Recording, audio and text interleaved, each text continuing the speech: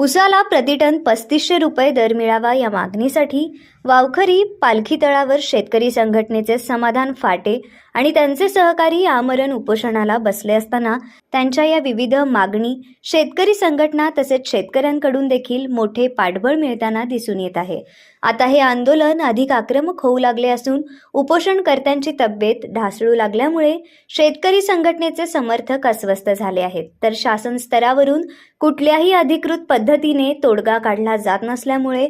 ऊस उत्पादक शेतकरी देखील संतप्त झाल्याचे दिसून येत आहे आणि यातूनच हे आंदोलन अधिक आक्रमक होऊ लागले असून काल काही आंदोलकांनी सीताराम सहकारी साखर कारखान्याच्या ठिकाणी जाऊन गव्हाणेत उतरून गाळबंद पाडण्याचा प्रयत्न केला, तर आज श्रीपूर येथील कर्मयोगी सुधाकर पंत परिचारक पांडुरंग सहकारी साखर कारखान्याच्या ठिकाणी जाऊन